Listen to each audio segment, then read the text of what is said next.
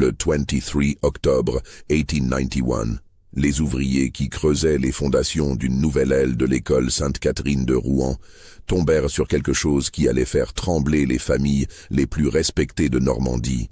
Une crypte murée contenant 17 cercueils de jeunes femmes, toutes issues de la noblesse locale, toutes officiellement mortes d'accidents ou de maladies foudroyantes entre 1840 et 1870. Si cette découverte vous glace déjà le sang, abonnez-vous à cette chaîne et dites-moi en commentaire de quelle ville vous nous écoutez, car peut-être que votre propre région cache des secrets aussi terrifiants que celui de Rouen. Mais c'est eux qui rendaient cette découverte encore plus troublante. C'était eux qu'on allait découvrir dans les semaines qui suivirent. Des documents cachés dans les murs de l'école, révélant un système méticuleux d'élimination d'héritières gênantes, orchestré par les familles les plus honorables de la bourgeoisie normande. Un réseau criminel si sophistiqué qu'il avait fonctionné pendant 40 ans sans jamais être soupçonné. En cette fin du 19e siècle, Rouen était le joyau industriel de la Normandie. La révolution textile avait enrichi considérablement les familles bourgeoises qui dominaient la vie économique et sociale de la région. Ces dynasties manufacturières, les Beaumont du coton, les Dubois de la soie, les Lemaire du lin, avaient bâti leur fortune sur le commerce avec l'Angleterre et les colonies, créant un réseau complexe d'alliances matrimoniales et d'héritages croisés qui façonnait le destin de Rouen depuis des générations. L'ascension de ces familles avait été fulgurante. En l'espace de 2 générations, d'anciens artisans s'étaient transformés en magnates industriels, possédant des filatures entières, des flottes de navires marchands et des hôtels particuliers rivalisant avec ceux de l'aristocratie parisienne. Cette richesse nouvelle s'accompagnait d'une obsession pour la respectabilité sociale et d'une terreur absolue du déclassement. Les mariages étaient négociés comme des traités diplomatiques, les héritages planifiés avec la précision de campagnes militaires, et toute déviance par rapport aux plans familiaux était perçue comme une menace existentielle. Dans cette société rigide, une fille rebelle pouvait détruire en quelques mois le travail de toute une vie et compromettre l'avenir de générations entières. L'école Sainte-Catherine, fondée en 1823, était l'établissement le plus prestigieux de la ville pour l'éducation des jeunes filles de bonne famille. Située rue des Carmes, dans un imposant bâtiment de pierre blanche qui avait autrefois abrité un couvent, l'école accueillait les filles de l'élite normande et parisienne. Le choix de cet ancien couvent n'était pas innocent. Ses murs épais, ses couloirs labyrinthiques et ses caves profondes offraient la discrétion nécessaire aux activités qui allaient bientôt s'y dérouler. L'architecture du bâtiment reflétait parfaitement l'esprit de l'époque. La façade, d'un classicisme strict, ne comportait aucun ornement superflu. Les fenêtres, hautes mais étroites, laissaient filtrer une lumière parcimonieuse qui baignait les salles d'une atmosphère austère. La cour centrale, pavée de pierres grises, résonnait du bruit sec des sabots sur le sol dur, créant une ambiance de discipline militaire qui imprégnait chaque instant de la vie scolaire. On y enseignait les langues, la musique, les arts d'agrément, et surtout cette retenue morale qui faisait d'une demoiselle bien élevée un parti enviable sur le marché matrimonial. Mais au-delà de ces matières officielles, l'école dispensait un enseignement plus subtil, celui de la soumission absolue à l'autorité familiale et sociale. Les pensionnaires apprenaient à étouffer leurs désirs personnels, à accepter les décisions prises pour elles et à considérer leur bonheur individuel comme secondaire par rapport aux intérêts de leur lignée. La directrice depuis 1835, Madame Célestine Fourier, était une femme de 75 ans dont la réputation de sévérité n'avait d'égal que son dévouement apparent à l'éducation chrétienne. Veuve d'un négociant enrichi dans le commerce des épices, elle dirigeait l'établissement avec une autorité absolue, entretenant des relations privilégiées avec les familles les plus influentes de Rouen. Madame Fourier était une femme de petite taille au regard perçant et à la voix douce qui contrastait avec la fermeté de décision. Elle portait invariablement des robes noires de soie austère, et cheveux gris étaient tirés en un chignon si serré qu'il semblait tendre la peau de son visage. Son bureau, situé au premier étage avec vue sur la cour, était meublé avec un luxe discret qui témoignait de sa fortune personnelle. Un secrétaire en acajou marqué, des fauteuils recouverts de velours bordeaux et une bibliothèque contenant les œuvres des moralistes les plus stricts. Et au fond du parc, isolé du bâtiment principal par une allée de tilleuls centenaires, se dressait le petit pavillon qui servait d'infirmerie, lieu discret où les jeunes filles souffrantes étaient soignées, loin des regards indiscrets. Ce pavillon, apparemment anodin avec sa façade de briques rouges et ses volets verts, allait révéler des secrets qui hanteraient la mémoire collective de Rouen pendant des décennies. Tout avait commencé le matin du 23 octobre 1891, lorsque l'entrepreneur Jean-Baptiste Moreau dirigeait les travaux d'extension de l'école. Les autorités municipales avaient accordé les permis pour construire une nouvelle aile destinée à accueillir les pensionnaires de plus en plus nombreuses. Le succès apparent de l'établissement justifiait cette expansion, et plusieurs familles fortunées de Paris avaient manifesté leur intérêt pour y inscrire leurs filles. L'entrepreneur Moreau, homme d'une cinquantaine d'années au visage buriné par des décennies de travail en extérieur, dirigeait l'un des chantiers les plus importants de sa carrière. Cette commande prestigieuse devait consacrer sa réputation et lui ouvrir les portes de la bourgeoisie rouennaise. Il supervisait personnellement les travaux, vérifiant chaque détail avec l'attention d'un artiste perfectionniste. Vers 11 heures, alors que les ouvriers creusaient les fondations côté est selon les plans approuvés par l'architecte municipal, la pioche de l'un d'eux résonna d'un son creux inhabituel. Le bruit, différent du choc sourd habituel contre la terre compacte, attira immédiatement l'attention du contremaître. Pierre Descamps, contremaître expérimenté qui travaillait sur les chantiers rouennais depuis 30 ans, s'approcha pour examiner l'anomalie. Cet homme de terrain, habitué aux surprises que réservaient les sous-sols des vieux bâtiments, sentit immédiatement que cette découverte sortait de l'ordinaire. Sous une mince couche de terre se dessinaient les contours d'une dalle de pierre calcaire, parfaitement ajustée et visiblement ancienne. La pierre, d'un grain fin caractéristique des carrières de la région, avait été taillée avec un soin inhabituel pour une simple couverture de cave. Ses bords étaient biseautés avec une précision d'orfèvre, et des traces d'outils révélaient qu'elle avait été mise en place par un artisan de talent. Plus intriguant encore, la dalle portait des marques gravées presque effacées par le temps, qui ressemblaient à des symboles religieux ou héraldiques. L'examen plus attentif révéla qu'il s'agissait de l'entrée d'une crypte, scellée par un mortier durci par les décennies. Ce mortier, d'une composition inhabituelle mêlant chaux et cendres, avait acquis une dureté exceptionnelle qui témoignait de l'ancienneté du scellement. Des traces d'outils sur les bords suggéraient que la fermeture avait été effectuée avec un soin particulier, comme si l'on avait voulu s'assurer qu'elle ne serait jamais rouverte. CE n'était pas marqué sur les plans de l'ancien couvent, murmura Moreau en consultant les documents architecturaux. Il déploya sur une caisse de bois les plans originaux de l'édifice, jaunis par l'âge et marqués de taches d'encre séchée. Ce document, conservé aux archives municipales, ne mentionnait aucune construction souterraine dans cette partie du bâtiment. Les religieuses qui avaient occupé les lieux avant la transformation en école n'avaient jamais mentionné l'existence d'une telle construction souterraine. La mère supérieure du couvent, sœur Angélique de la Miséricorde, avait pourtant remis au nouveau propriétaire un inventaire détaillé des lieux lors de la vente en 1823. Cet inventaire, retrouvé dans les archives notariales, ne faisait aucune allusion à une crypte ou à un caveau quelconque. Cette omission prenait un caractère troublant quand on savait que les règles monastiques imposaient aux communautés religieuses de tenir des registres précis de tous les bâtiments et dépendances de leur propriété. L'absence de mention de cette crypte dans les documents officiels suggérait soit une négligence administrative improbable, soit une volonté délibérée de dissimulation. La nouvelle de cette découverte remonta rapidement jusqu'au bureau du maire, M. Henri Levasseur, qui ordonna l'arrêt immédiat des travaux. Cet homme de 60 ans, respecté pour sa rigueur administrative et sa probité, pressentit immédiatement l'importance de cette découverte.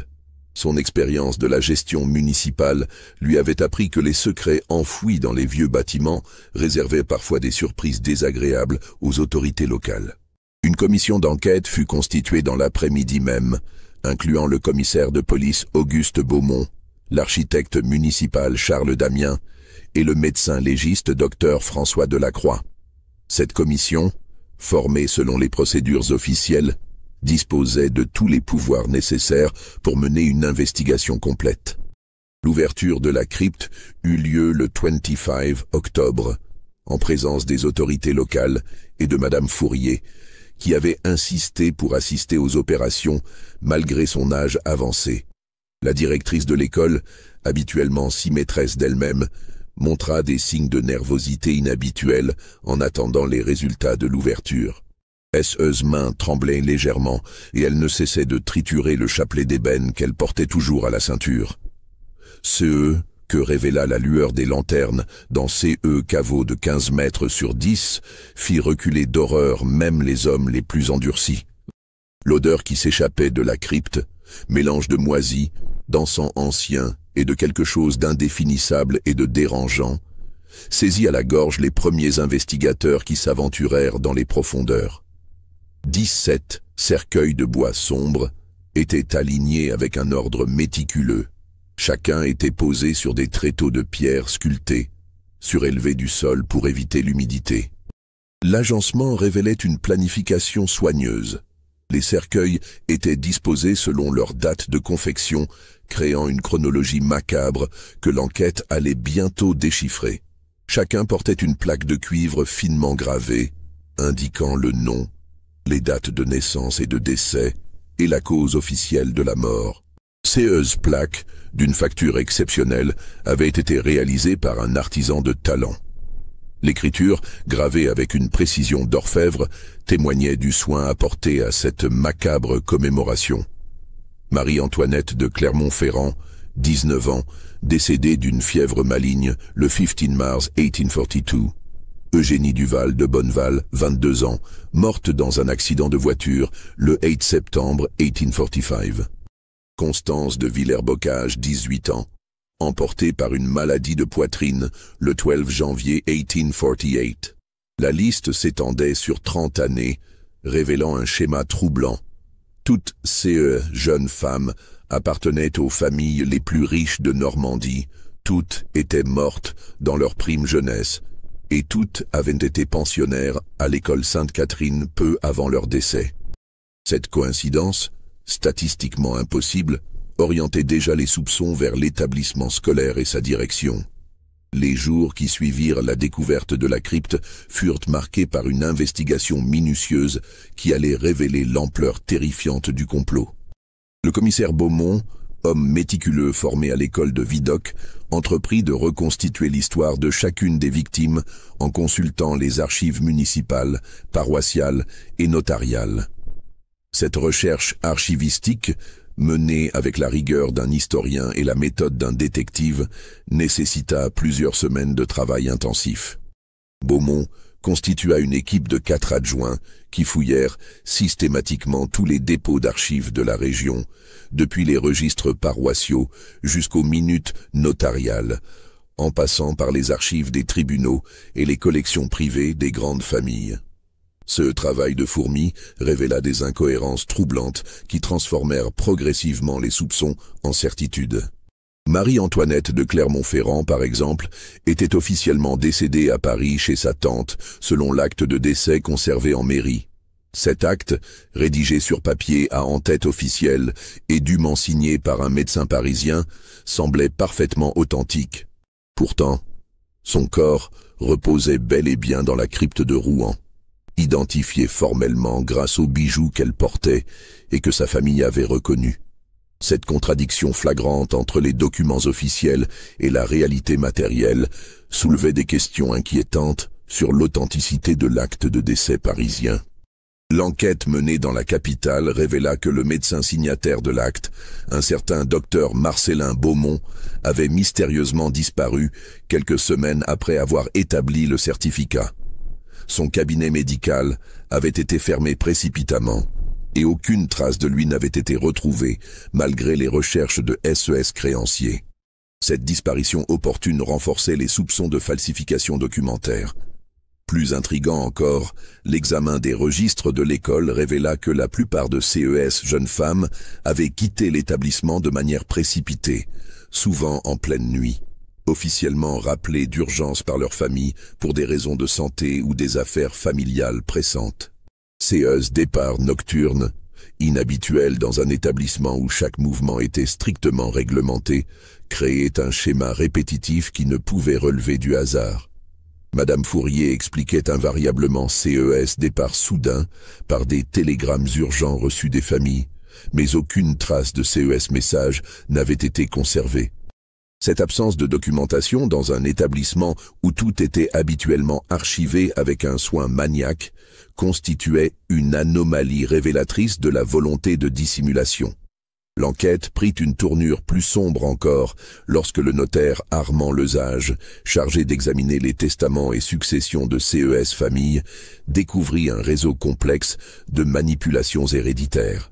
Cette investigation notariale révéla des schémas de transmission patrimoniale qui défiaient toute logique normale.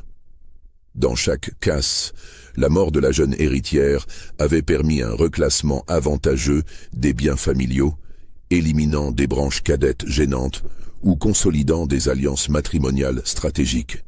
Ces réorganisations successorales, toutes favorables aux intérêts familiaux dominants, ne pouvaient résulter de simples coïncidences. C'est en fouillant systématiquement les appartements privés de Madame Fourier, situés au dernier étage de l'école dans CE, qui avaient autrefois été les cellules des religieuses, que l'enquête prit une dimension véritablement effrayante. Ces appartements, aménagés avec un luxe discret mais raffiné, témoignaient de la fortune personnelle considérable que la directrice avait accumulée au fil des années. Derrière une bibliothèque de chêne, sculptée contenant les œuvres des moralistes chrétiens les plus rigoureux, les enquêteurs découvrirent une cache ingénieusement dissimulée. Ce compartiment secret, accessible par un mécanisme à ressort dissimulé dans la décoration, contenait plusieurs centaines de documents soigneusement classés et archivés avec un soin méticuleux. Il y avait d'abord les dossiers de surveillance, comme les avait étiquetés la directrice dans son système de classification personnelle. Chaque pensionnaire faisait l'objet d'une fiche détaillée, recensant non seulement SES résultats scolaires et son comportement, mais aussi et surtout sa situation patrimoniale. Fortune familiale estimée au franc près, héritage à venir avec leur date probable, alliance matrimoniale envisagée avec leurs implications financières. Tout était consigné avec une précision comptable glaçante. Plus troublant encore étaient les rapports de compatibilité, documents dans lesquels Madame Fourier évaluait la docilité de chaque élève face aux arrangements familiaux. Les jeunes filles rebelles, celles qui montraient trop d'indépendance d'esprit, ou qui remettaient en question l'autorité parentale, étaient marquées d'une croix rouge dans la marge. Cette croix, comme l'enquête allait le révéler, était le signe distinctif de celles qui ne verraient jamais la fin de leur scolarité. Mais le document le plus accablant était un registre relié de cuir noir, intitulé « Correspondance privée », qui contenait les copies de toutes les lettres échangées entre Madame Fourier et les familles des victimes. Ces lettres révélait l'existence d'un véritable système d'élimination sur commande, organisé avec la froideur d'une entreprise commerciale. Une lettre datée du 8 février 1842, adressée au comte de Clermont-Ferrand, illustrait parfaitement le fonctionnement de ces systèmes. Monsieur le comte, concernant les difficultés que vous évoquiez relativement à votre nièce Marie-Antoinette, je vous confirme que l'établissement peut prendre en charge la résolution de cette situation délicate. Les modalités que nous avons évoquées lors de notre entretien du mois dernier demeurent d'actualité, moyennant la contribution habituelle aux œuvres de l'école. Je vous assure de ma plus parfaite discrétion et de l'efficacité de nos méthodes éprouvées. Ces échanges de correspondance révélaient que l'école Sainte-Catherine fonctionnait comme une véritable agence d'élimination, proposant SES services aux familles bourgeoises confrontées à des héritières problématiques. Le tarif semblait standardisé autour de 10 000 francs par opération, somme considérable qui garantissait le silence absolu de tous les participants. L'enquête permit de reconstituer précisément le mode opératoire de CE qui apparaissait désormais comme l'une des organisations criminelles les plus sophistiquées du siècle. Le processus commençait toujours par une demande discrète de la famille, généralement transmise lors d'une visite de courtoisie à l'école ou par l'intermédiaire d'un proche commun. Madame Fourier étudiait alors soigneusement le dossier de la pensionnaire concernée, évaluant les risques et les bénéfices de l'opération. Les jeunes femmes les plus surveillées par leur entourage ou dont la disparition pourrait susciter trop de questions étaient écartées. Seules étaient retenues celles dont l'élimination pouvait passer pour un accident crédible ou une maladie foudroyante.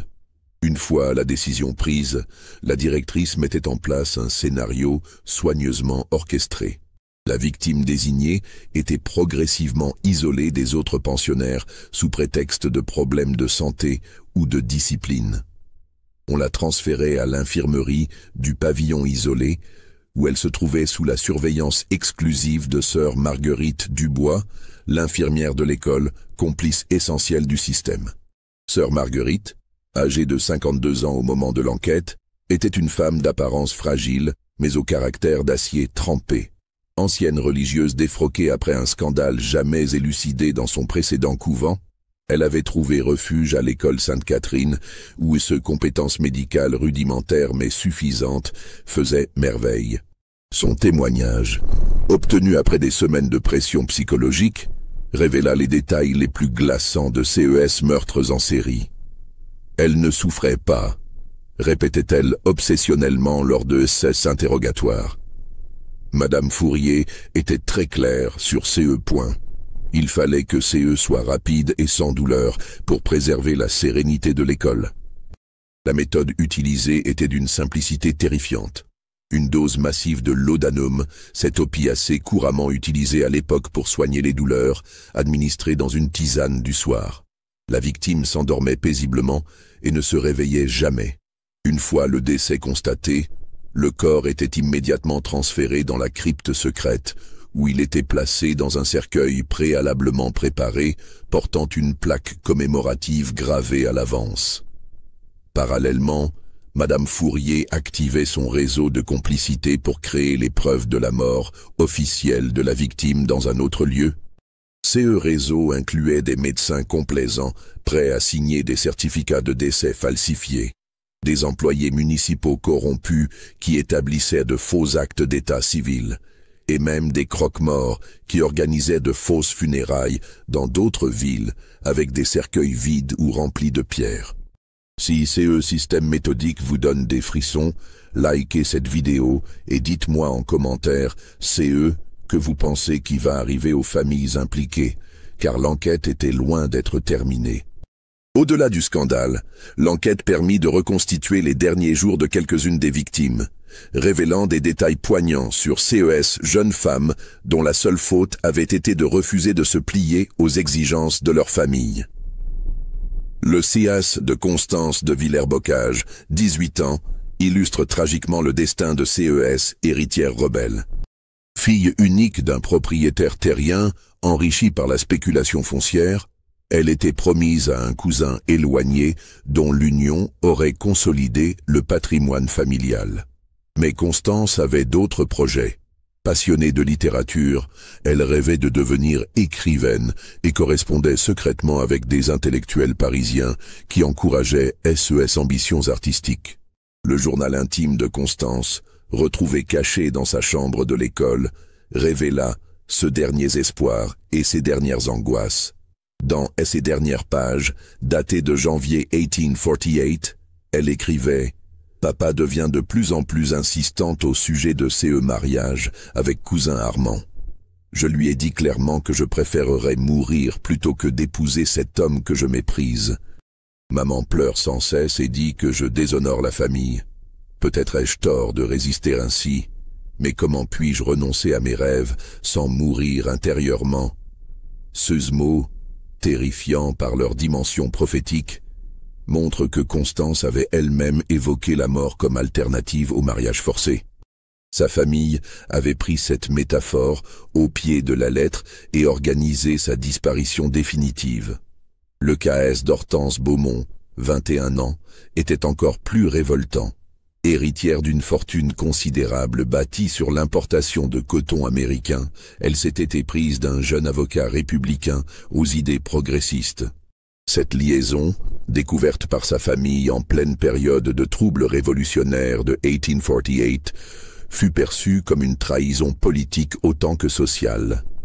Les lettres échangées entre Hortense et son amoureux, saisies lors de l'enquête, révèlent une histoire d'amour authentique, brisée par l'intransigeance familiale. « Mon très cher Paul », écrivait-elle dans sa dernière lettre, jamais envoyée, « Papa a découvert notre correspondance et menace de me déshériter si je ne renonce pas à vous voir. Je ne sais plus que faire, car je vous aime plus que ma propre vie, mais je ne peux supporter l'idée de causer la ruine de ma famille. » Cette lettre fut écrite 3 jours avant qu'Hortense ne soit transférée à l'infirmerie pour soigner une fièvre persistante dont elle ne se remettrait jamais. Au fur et à mesure que l'investigation progressait, le commissaire Beaumont réalisait qu'il se trouvait face à un complot d'une envergure insoupçonnée. L'examen minutieux des registres financiers de l'école révéla des mouvements de fonds suspects. Entre 1840 et 1870, l'établissement avait reçu des donations privées d'un montant total de plus de 300 000 francs, somme astronomique pour une école de province. Mais plus troublant encore était le fait que ces sommes n'apparaissaient pas dans les comptes officiels de l'école soumis aux autorités académiques. Elles étaient gérées sur un compte séparé, ouvert à la Banque de France sous le nom de Société de bienfaisance Sainte-Catherine, société fictive dont Madame Fourier était l'unique signataire. L'argent ainsi collecté ne servait pas seulement à enrichir la directrice.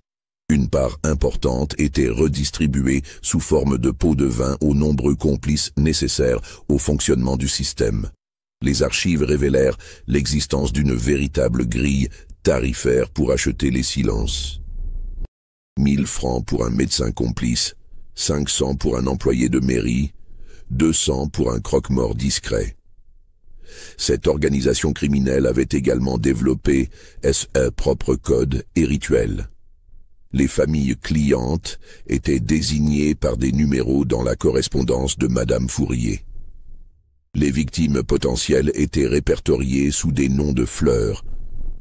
Rose pour les héritières uniques, Violette pour les filles cadettes, Marguerite pour celles dont l'héritage était contesté. L'enquête révéla que le système avait même ses propres traditions macabres. Chaque tout novembre, jour des morts, Madame Fourier descendait seule dans la crypte pour qu'elle appelait dans son journal personnel la cérémonie du souvenir. Elle déposait une couronne de fleurs séchées devant chaque cercueil et récitait les noms des défuntes comme si elle présidait à une messe noire dédiée à ces victimes.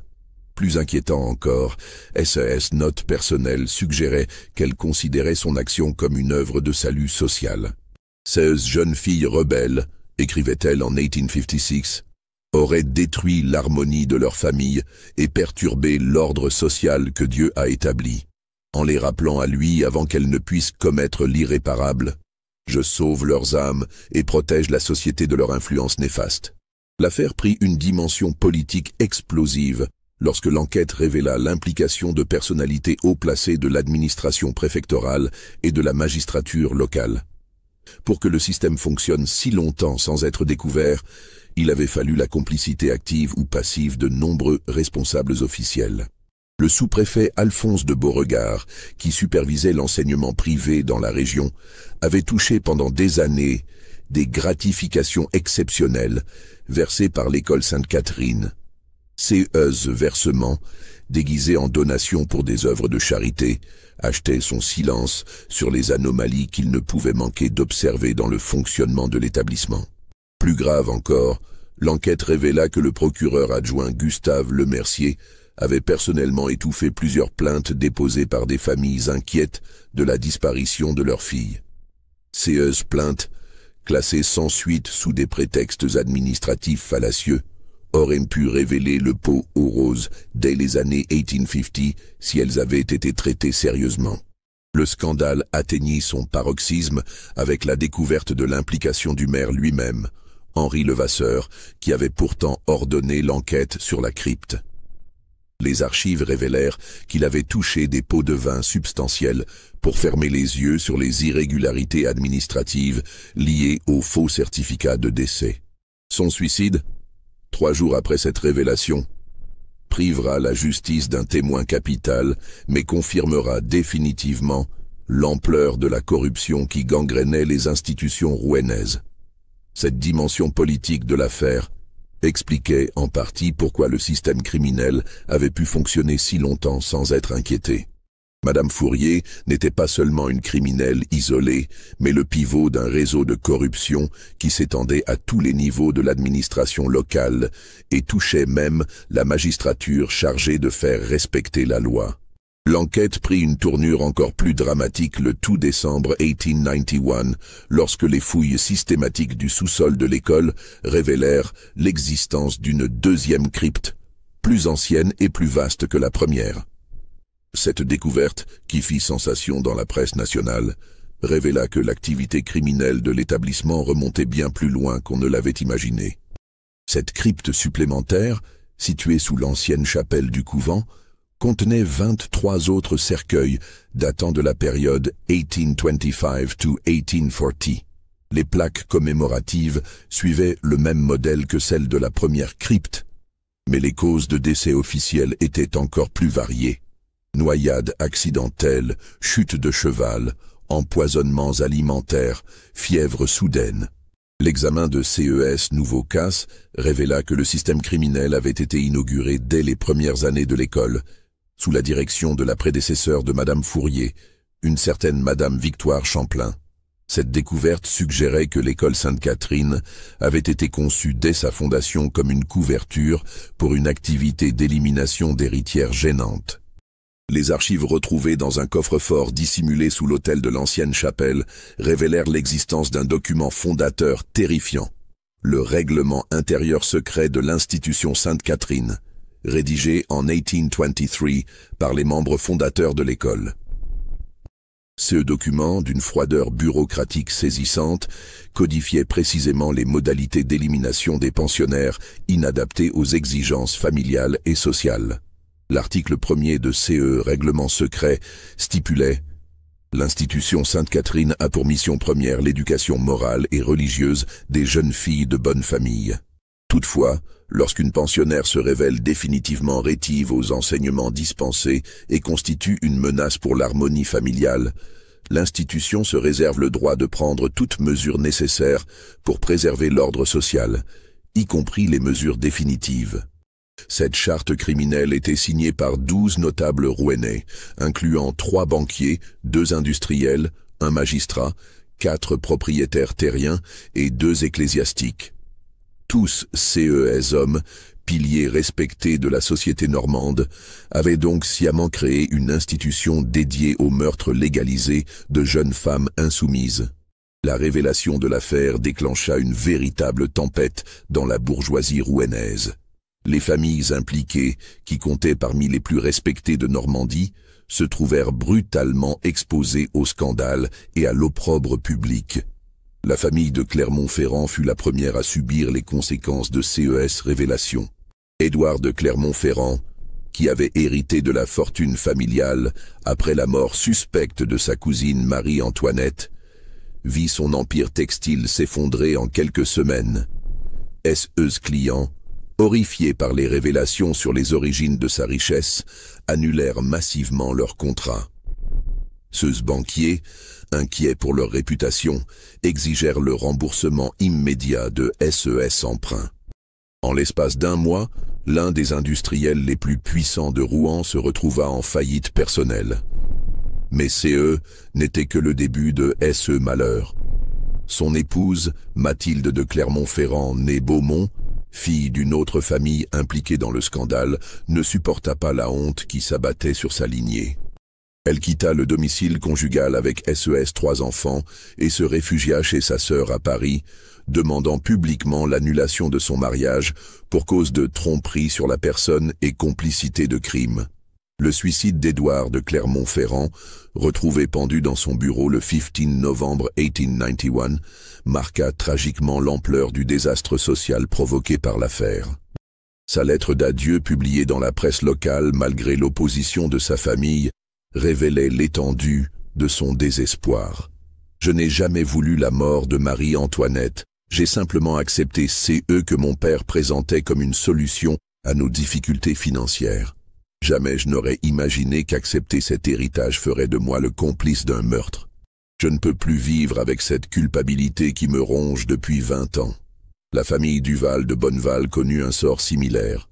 Le banquier Auguste Duval, père d'Eugénie, fut arrêté et inculpé de complicité d'assassinat. SE's aveux, arrachés après des semaines d'interrogatoire, révélèrent le cynisme glacial avec lequel il avait planifié la mort de sa propre fille. « Eugénie était incontrôlable », déclara-t-il au juge d'instruction. « Elle menaçait d'épouser un homme ruiné qui nous aurait menés à la faillite. Madame Fourier nous a proposé une solution définitive à CE problème et j'ai accepté par nécessité familiale. CE qui rendait CES aveu encore plus glaçant, c'était la froideur avec laquelle il détaillait l'organisation pratique du crime. Il avait lui-même rédigé les lettres d'amour fictives censées provenir du prétendant parisien d'Eugénie, lettres qui justifiaient ce sorties répétées de l'école dans les semaines précédant sa mort. Il avait organisé le faux accident de voiture qui était censé l'avoir tué sur la route de Caen, payant un cocher pour qu'il témoigne de cette version mensongère des faits. Confrontée à l'accumulation de preuves contre elle, Madame Fourier finit par avouer ce crime lors d'un interrogatoire mémorable qui se déroula le 20 novembre 1891 dans le bureau du juge d'instruction Théophile Morin. Cette confession, retranscrite intégralement par le greffier, constitue l'un des documents les plus troublants de l'histoire criminelle française. « Messieurs, commença-t-elle d'une voix ferme qui contrastait avec sa frêle apparence, je ne renie rien de CE que j'ai fait. Ces jeunes filles étaient des obstacles à l'harmonie sociale que leur famille souhaitait préserver. Je n'ai fait qu'exécuter la volonté de leurs propres parents, qui n'avaient pas la force morale d'assumer eux-mêmes cette nécessité. » Cette justification morale du crime révélait la personnalité complexe de cette femme qui avait réussi à convaincre des dizaines de familles de participer à SES forfait. Elle expliqua comment elle avait progressivement construit sa réputation de résolutrice de problèmes familiaux au sein de la bourgeoisie rouennaise. Tout a commencé en 1839, poursuivit-elle, avec le cas de Célestine de Montmorency, une jeune fille de 16 ans dont les parents étaient désespérés par son comportement. Elle refusait catégoriquement le mariage arrangé avec un héritier qui aurait sauvé la famille de la ruine et menaçait de s'enfuir avec un domestique. Sa mère, Madame de Montmorency, m'a confié qu'elle préférerait voir sa fille morte plutôt que déshonorée par une mésalliance. Cette première commande avait été exécutée de manière artisanale, Madame Fourier improvisant encore sa méthode. Mais le succès de l'opération et la reconnaissance éperdue de la famille de Montmorency l'avaient convaincue qu'elle répondait à un besoin réel de la société bourgeoise de l'époque. « J'ai réalisé, expliqua-t-elle au juge, que beaucoup de familles honorables se trouvaient confrontées au même dilemme, des héritières rebelles qui menaçaient l'équilibre familial et social.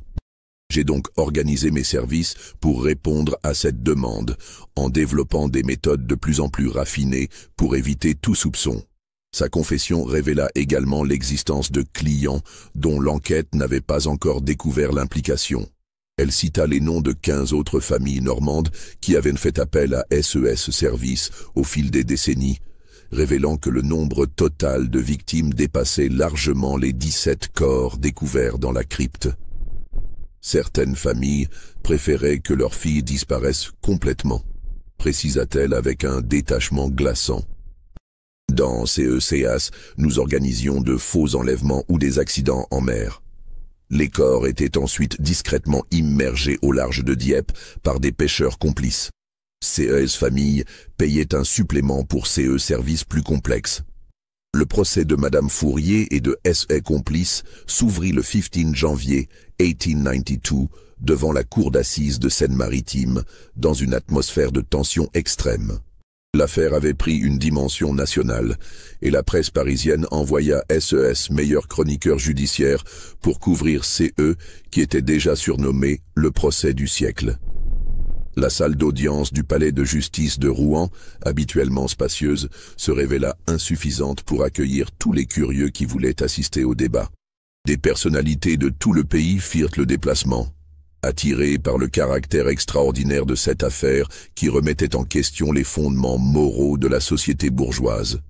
L'accusation était portée par le procureur général Émile Durand, magistrat parisien spécialement dépêché pour éviter tout conflit d'intérêts avec la magistrature locale compromise.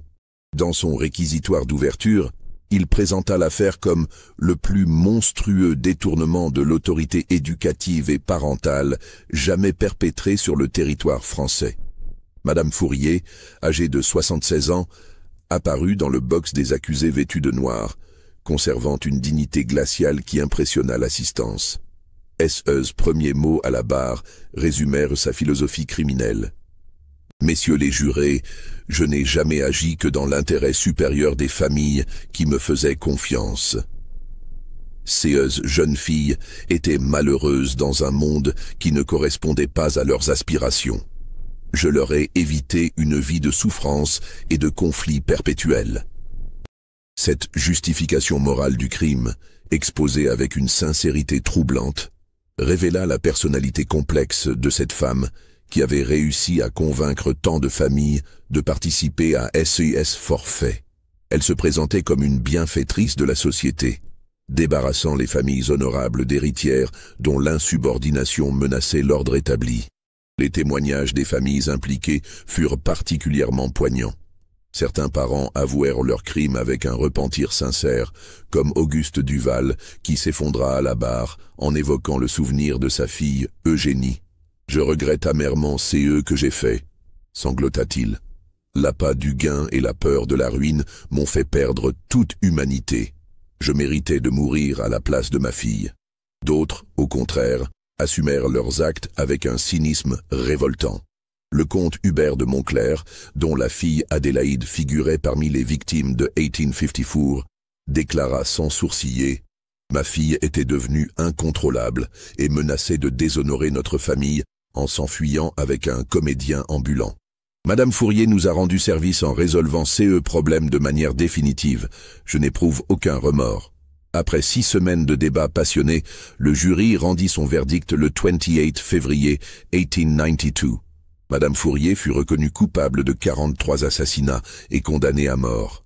Sœur Marguerite Dubois et frère Antoine Leclerc écopèrent respectivement des travaux forcés à perpétuité et 20 ans de réclusion criminelle.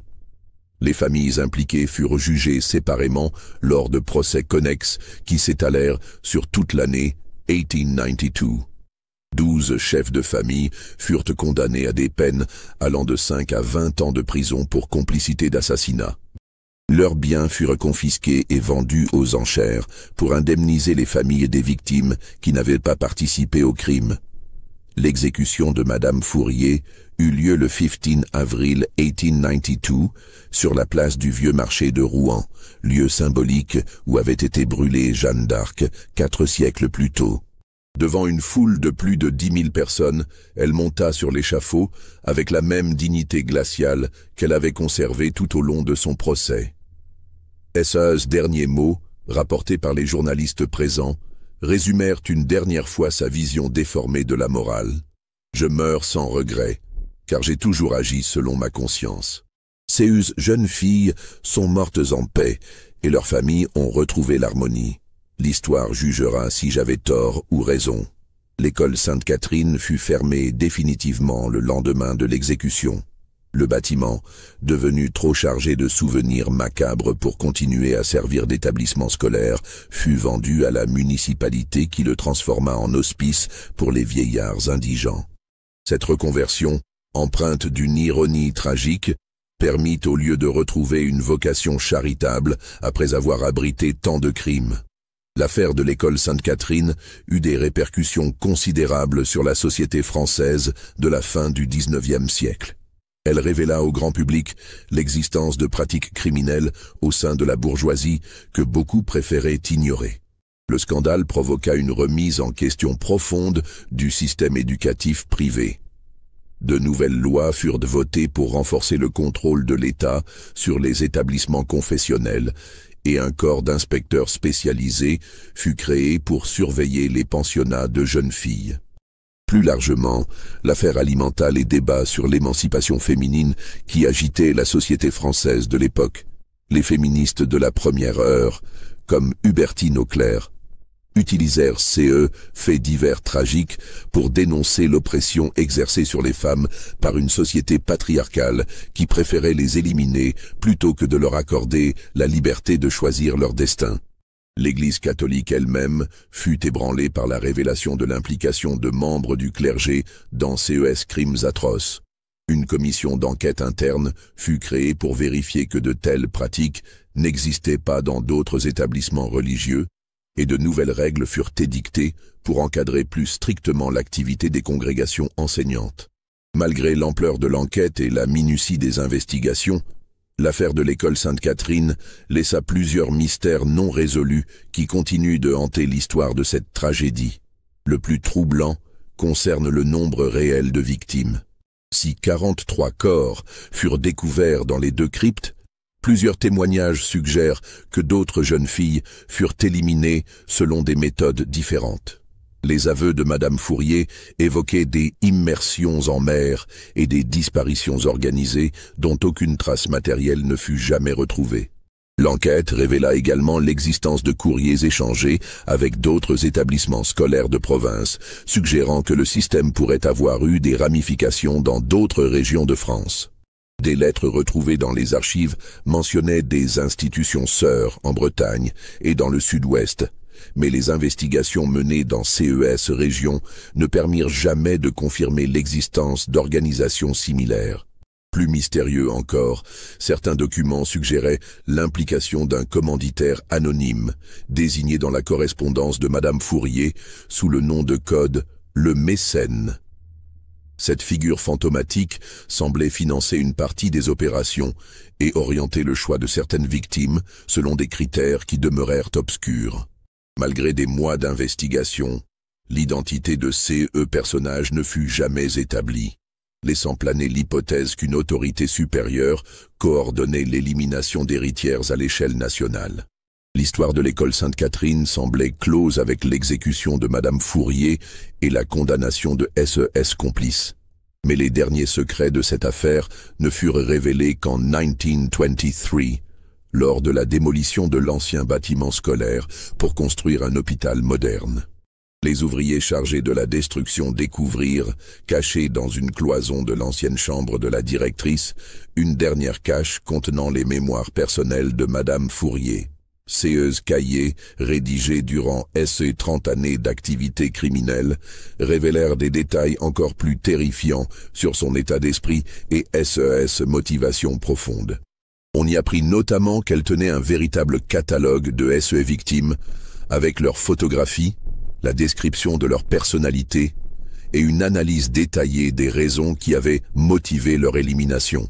Ces portraits, d'une précision psychologique troublante, montraient qu'elle étudiait ses futures victimes avec l'attention d'un naturaliste observant des spécimens. Plus glaçant encore, ses mémoires révélaient qu'elle éprouvait une satisfaction esthétique dans l'accomplissement de SES crimes.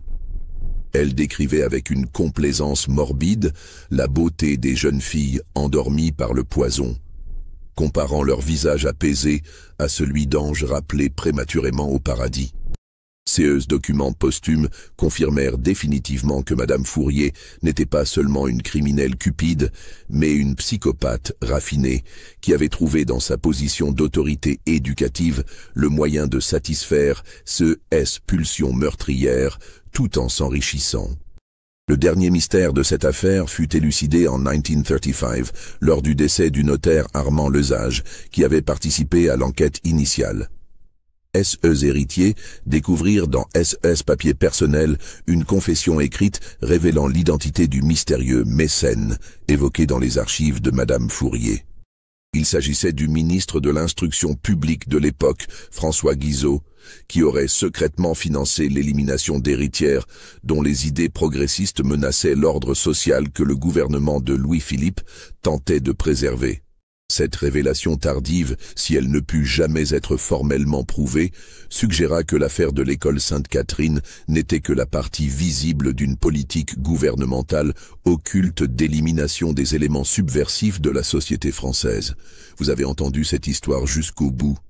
Mais êtes-vous certain qu'elle appartient vraiment au passé? Dites-moi en commentaire si vous pensez que tout a vraiment été révélé dans cette affaire. Abonnez-vous pour découvrir d'autres secrets enfouis de notre histoire et partagez cette vidéo avec ceux qui, comme vous, aiment les mystères qui font frissonner. Car après tout, qui sait quels secrets dorment encore sous nos pieds dans les vieilles pierres de nos villes? L'école Sainte-Catherine de Rouen reste aujourd'hui l'un des épisodes les plus sombres de l'histoire criminelle française. Un rappel glaçant que l'horreur peut parfois se cacher derrière les façades les plus respectables de notre société.